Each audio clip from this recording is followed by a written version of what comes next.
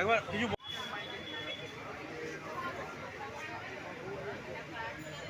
বিশিষ্ট উদ্যোগপতি আমরা পেয়ে গেছি আমাদের মধ্যেই অন্যতম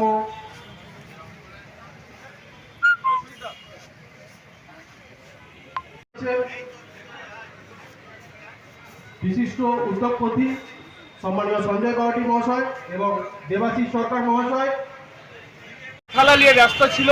আপনারা সরকারে আসার পর সামাজিক কাজ নিয়ে ব্যস্ত, কি বলবেন? মানুষের চরিত্র হওয়া উচিত, যে কোনো সংগঠন সামাজিক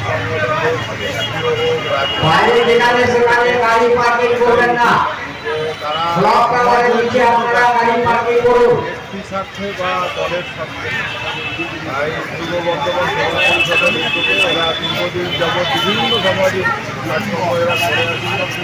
কিছু বর্তমানের যুব সমাজ এই সিস্টেমের সঙ্গে সংযুক্ত, আরও বর্তমানে যারা যুব সমাজ আছেন তাদেরকে অনুরোধ করব এই সংগঠনের সঙ্গে যুক্ত হয়ে এবং সাধারণ মানুষের জন্য কিছু কাজ করার জন্য, সমাজে নিজেদের কিছু দান অবদান রেখে দেওয়ার জন্য। একাধিক যুবকদেরকে দেখছি যে স্বেচ্ছায় রক্ত দিচ্ছেন তারা। এটাই আমাদের দৈনন্দিন কাজ। আমরা যুবকদের এইভাবেই মোটিভেট করি, নিজের জীবনে চলার সাথে সাথে সমাজের জন্য আমাদের কিছু বার্তা থেকে যায়, সমাজের জন্য আমাদের কিছু কাজ হয়ে যায়। এটা আমাদের আগামী দিনে আপনারা পরে আগামী দিনে আমরা আরও বৃহত্তর কিছু কর্মসূচির মধ্যে দিয়ে এগোবো, যেমন সমাজের বিভিন্ন দুঃস্থ মানুষ তাদের যদি কোনোভাবে আমরা সেবা করতে পারি। কিছু শিক্ষিত তাদের অর্থনৈতিক পরিকাঠামো সেভাবে শক্তিশালী নয়, কিন্তু তারা শিক্ষিত, তারা আগে যেতে চায়, পড়াশোনা করতে চায়, তাদেরও যদি আমরা কিছু যুবকরা রক্ত দিচ্ছে বলছেন, সেই বেকার যুবকদের জন্য কী দেবে?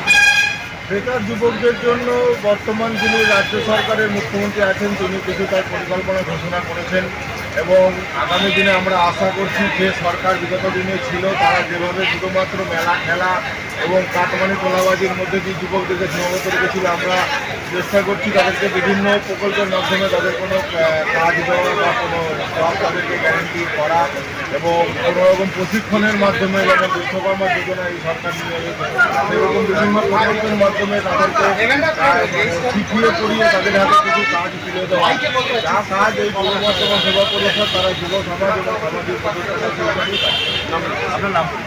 আমি দেবাশিস সরকার, একজন